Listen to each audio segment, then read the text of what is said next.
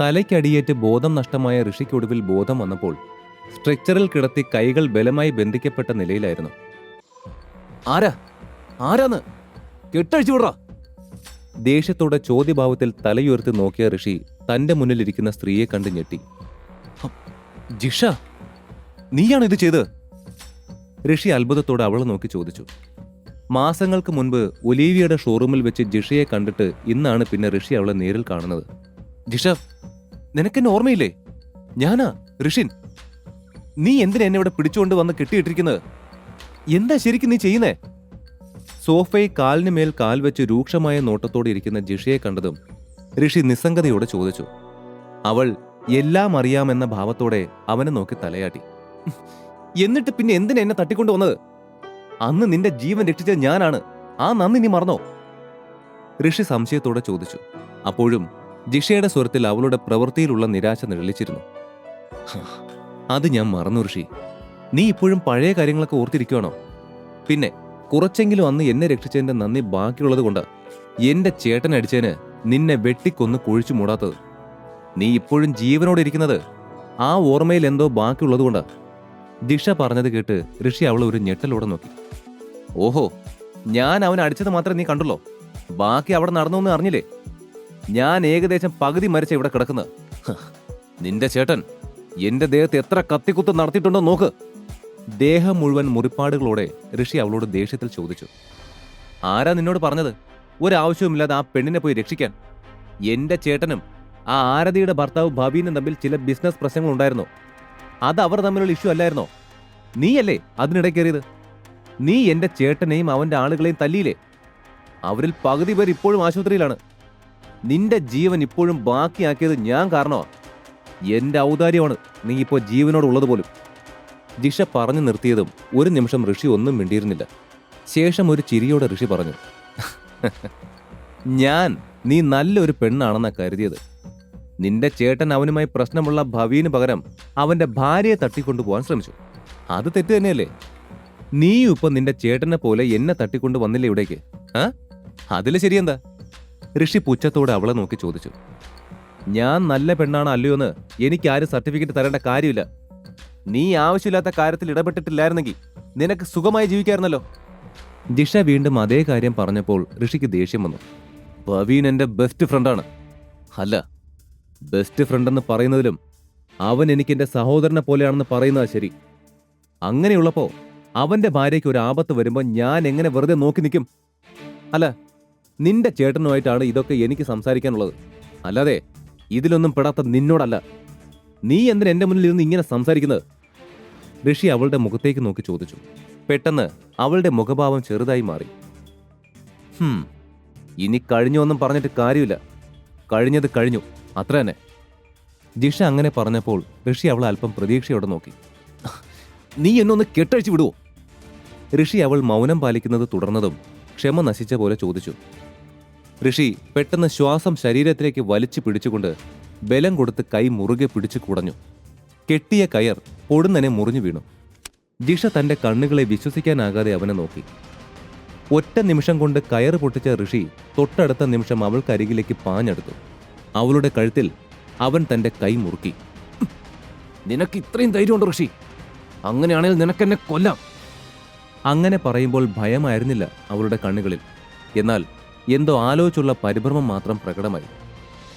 പിന്നെ എന്നെ കൊല്ലുമ്പോൾ ഒരു കാര്യം ഓർത്തു ഋഷി, ഇതെന്റെ പേഴ്സണൽ എസ്റ്റേറ്റാണ്. ഇവിടെ പുറത്ത് 100 കണക്കിന് ആളുകളുണ്ട്. എന്നെ എന്തെങ്കിലും ചെയ്ത് നിനക്ക് എളുപ്പത്തിൽ ഇവിടുന്ന് രക്ഷപ്പെടാൻ കഴിയുമെന്ന് മാത്രം നീ ചിന്തിക്കേണ്ട. അവൾ അല്പം അഹങ്കാരത്തോടെ, അതിലുപരി ആത്മവിശ്വാസത്തോടെ പറഞ്ഞു. അങ്ങനെയൊന്നും പറഞ്ഞ് നീ എന്നെ പേടിപ്പിക്കാൻ നോക്കണ്ട. എന്റെ ജീവനേക്കാൾ ഇവിടെ വില നിനക്ക. നിന്നെ ഇതേപോലെ കൊണ്ടുപോയാൽ ഒരുത്തനും എന്നെ ഒന്നും ചെയ്യില്ല. ഋഷി പറഞ്ഞത് കേട്ട് അവൾ ഒന്ന് പകച്ചുവെങ്കിലും അവൾ പതിയെ പുഞ്ചിരിച്ചു. നിനക്കെന്നെ ഒന്നും ചെയ്യാൻ പറ്റില്ലെന്ന് എനിക്ക് നന്നായി അറിയാം. കൂടുതൽ സംസാരിക്കാതെ നമുക്കൊരു ഡീൽ നോക്കിയാലോ? ജിഷ ചോദിച്ചതും അവൾക്ക് തന്നിൽ നിന്നും എന്തോ നേടാനുണ്ടെന്ന് അവന് മനസ്സിലായി. എന്തെങ്കിലും വേണമെങ്കിൽ എന്നോട് നേരിട്ട് പറയ് ജിഷ, അവൻ പറഞ്ഞു. നിന്റെ കൈവച്ചോറ് ഹെർബൽ ടാബ്ലറ്റ് ഇല്ലേ? ഉണ്ടെന്നുള്ളത് എനിക്കറിയാം, അതുകൊണ്ട് കള്ളം പറയണ്ട. ജിഷയുടെ മുഖം അപ്പോൾ ആ ഗുളിക കൈക്കലാക്കാനുള്ള ആവേശം പ്രകടമാക്കി. ഏ ഇത്രയേ ഉള്ളോ? ഇതിനാണോ ഈ ഫുൾ ഡ്രാമ നടത്തിയത്? നോർമലായിട്ട് വന്ന് എന്നോട് ചോദിച്ചിരുന്നെങ്കിൽ ഞാൻ ഇതിനുള്ള മറുപടി പറയുമായിരുന്നല്ലോ. ഋഷി പുഞ്ചിരിയോടെ പറഞ്ഞു. ഓ അങ്ങനെയാണോ? എങ്കിൽ ആ ഗുളിക എനിക്ക് വേണം. എനിക്കത് തന്നാൽ ഇവിടെ നടന്നൊക്കെ ഞാൻ മറന്നേക്കാം. മാത്രമല്ല, നീ ഇവിടെ നിന്ന് സുരക്ഷിതമായി രക്ഷപ്പെടുന്ന കാര്യത്തിൽ നിനക്ക് ഞാൻ ഉറപ്പു തരാം. ജിഷ തന്റെ ഡീൽ വെച്ചു. ശരിക്കും നിന്റെ പക്കൽ ആ ഗുളിക ഉണ്ടോ?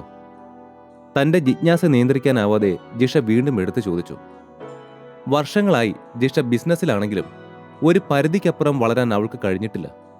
ജിഷയുടെ ബുദ്ധിയും ശ്രദ്ധയും അവളുടെ ബിസിനസ് വളരാൻ സഹായിച്ചെങ്കിലും അവളുടെ ലക്ഷ്യത്തിലെത്താൻ എന്തോ ഒന്ന് കൂടുതലായി ആവശ്യമായിരുന്നു.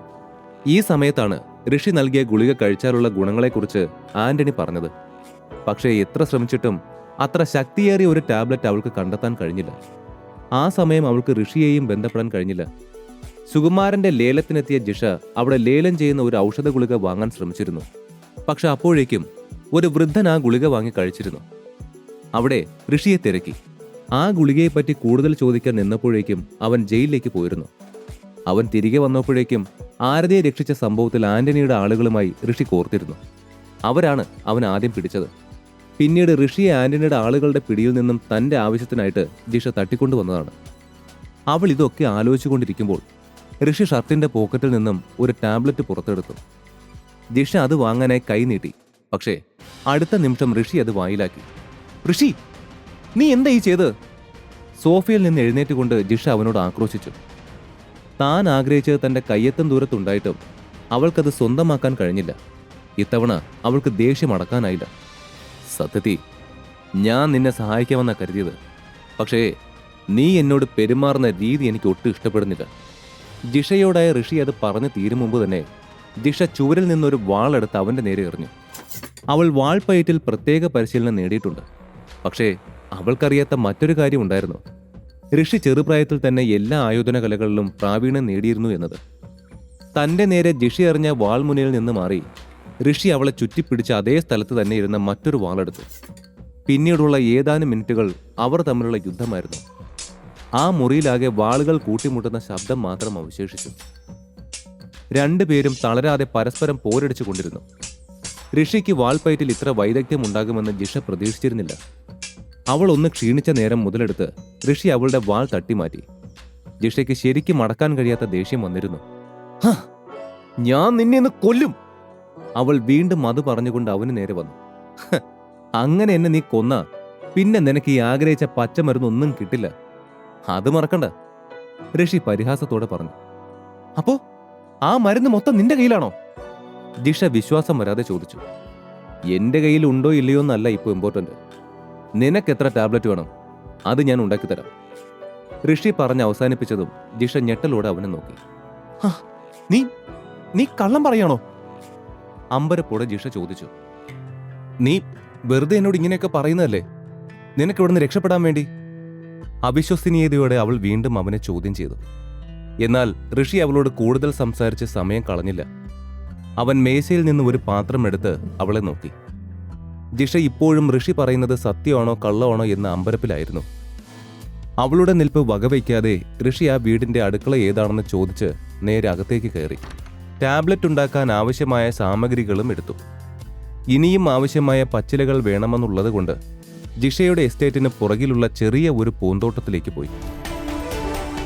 ഈ കഥ തുടർന്ന് കേൾക്കുന്നതിനായി ഇപ്പോൾ തന്നെ പോക്കറ്റ് FM ആപ്പ് ഇൻസ്റ്റാൾ ചെയ്യൂ. Link in description.